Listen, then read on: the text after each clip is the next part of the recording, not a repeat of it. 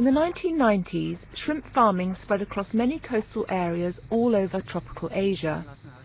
Coastal habitats and ecosystems were damaged or destroyed to make way for shrimp ponds. That's just what happened here in northwestern Sri Lanka. Mangroves and other trees in this area were cleared without a second thought. But the shrimp bubble lasted only a few years. A virus wiped out the shrimps and the ponds were hastily abandoned. A few small areas of mangroves has survived the shrimp industry. These came under pressure from the local people, who cut mangrove trees for firewood or timber. But all that is now being slowly reversed. The destroyed mangrove areas are being regenerated, one small stretch at a time. The Kalpitiya lagoon community is working on this restoration with a conservation group named Turtle Conservation Project, and their approach is pragmatic. Our aim is to reduce the environmental pressure created by these coastal communities, and most of these people are poor lagoon fishermen, so day to day they have to fish and also they have to cut mangroves to feed their families. So realizing this problem, so now we provide them alternatives, and also at the same time we try to restore the mangroves with community participation. The Turtle Conservation Project knows that the mangroves will always be seen as a source of firewood and timber, so they have planted mangroves that are specifically for harvesting. Their hope is that this will leave the natural mangrove undisturbed to heal on its own. And the community now realizes that healthy mangroves will lead to increased fish stocks and the return of shellfish to this lagoon. අපේ සංගමයෙන් 35ක් පමණ දැනට හිටවලා තියෙනවා.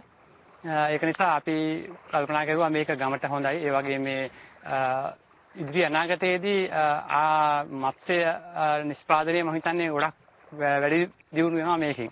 මේ ව්‍යාපෘතිය නිසා. මොකද හේතුව මේ කඩොලාන නැවත සිටවීම දැන් විනාශ වීගෙන යන්නේ. ඒක නිසා නැවත සිටවීම තුලින් ගොඩක් ජීවරයාට ප්‍රයෝජන වෙනවා ඉදිරි අනාගතයේදී. Vital to the success of this replanting work was mobilising the local fishermen's cooperative. The cooperative convinced the community about the benefits of restoring the mangroves. It also organised regular community meetings to involve everyone. All that's now bearing fruit. මේවා අපිට හිතවපු දා ඉඳලා මෙයා රැක බලා ගන්න දැන් ගොඩාක් කට්ටිය අපිට උදව් වෙනවා. මට දැන් ඒගොල්ලන්ගේ මේ ක්‍රියාවෙන් පේනවා මේක අපිට වැඩි ඒගොල්ලෝ මේකට දැන් ආදරය කරනවා කියලා මේ ව්‍යාපෘතිය. Non-formal education and awareness raising have shown the local people that they are very much a part of the mangrove ecosystem. But at the same time, they need to earn income and sustain themselves. The Turtle Conservation Project has provided the local fishermen with some boats and fishing gear.